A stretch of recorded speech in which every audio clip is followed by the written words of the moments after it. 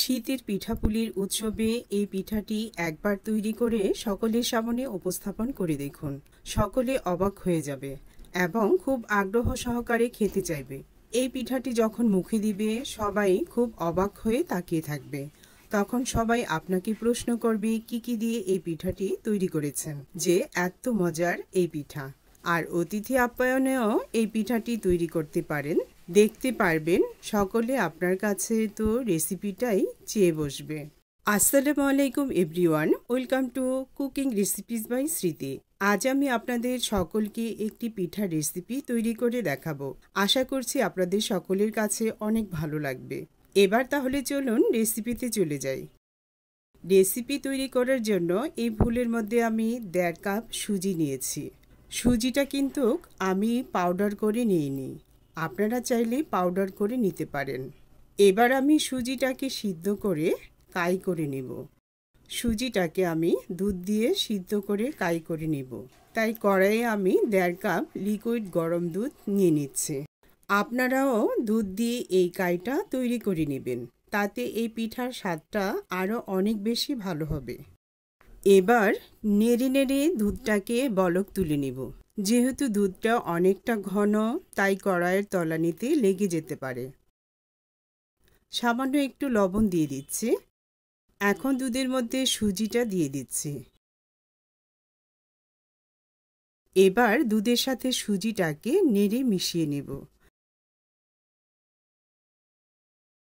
সামান্য একটু গরম পানি দিয়ে দিচ্ছি। এখানে পানির পরিবর্তে শুধু দুধ দিয়ে ডোটাকে তৈরি করতে পারলে আরও অনেক বেশি মজাদার হবে। এবার ভালো করে মিশিয়ে নেব এবং ঠান্ডা হওয়া পর্যন্ত অপেক্ষা করব। দেখুন সুজির ডোটা কতটা সফট এবং পারফেক্ট হয়েছে। এখন চুলা থেকে নামিয়ে নেব। এবার চামচ ভর্তি করে 1 টেবিল চামচ ঘি দিয়ে নেব। তারপর ডোর সাথে ঘিটাকে ভালো করে মিশিয়ে নিব। এবার স্প্যাচুলাটাকে রেখে হাত দিয়ে সুন্দর করে মথে নিব। এই তো সুন্দর করে মথে নিয়েছি। এবার কড়াইটাকে সাইডে রেখে নিচ্ছি। বোর্ডের মধ্যে সামান্য ময়দা ছিটিয়ে নিচ্ছি। এবার অল্প একটু সুজির ডো নিয়ে লম্বা করে একটা লেচি কেটে নেব। তারপর লেচিটা থেকে অল্প অল্প করে ডো নিয়ে হাতের তালু দিয়ে ঘুরিয়ে ঘুরিয়ে চুই পিঠা বানিয়ে নেব।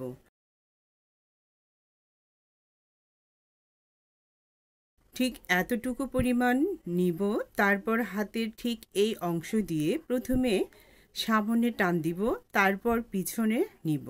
তারপর আবার সামনে টেনে নিলেই চুই পিঠাটা হয়ে যাবে। এভাবে করে সবগুলো পিঠা তৈরি করে নেব। এই তো চুই পিঠাগুলো তৈরি করে নিয়েছি। অফ ক্যামেরায় আমি 3 রকমের কালার মিশিয়ে 3 কালারের কিছুটা চুই পিঠা তৈরি করে নিয়েছি। এবার চুই পিঠার জন্য চিনির শিরা তৈরি করে নেব।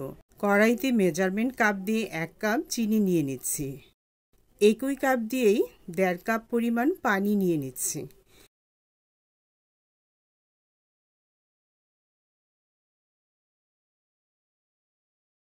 এবার নেড়ে নেড়ে চিনি পানির সাথে মিশিয়ে নেব। সুগন্ধির জন্য 3 পিস সবুজ এলাচ দিয়ে দিচ্ছি। এবার জাল দিয়ে শিরাটাকে তৈরি করে নেব।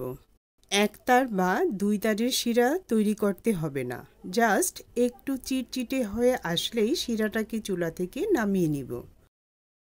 চুই পিঠাগুলোকে এবার তেলের মধ্যে ভেজে নিব। সেজন্য চুলায় একটা কড়াইয়ে বেশ অনেকটা পরিমাণ তেল গরম করে নিয়েছি। এবার গরম তেলের মধ্যে প্রথমে সাদা চুই পিঠাগুলোকে ভেজে নিব।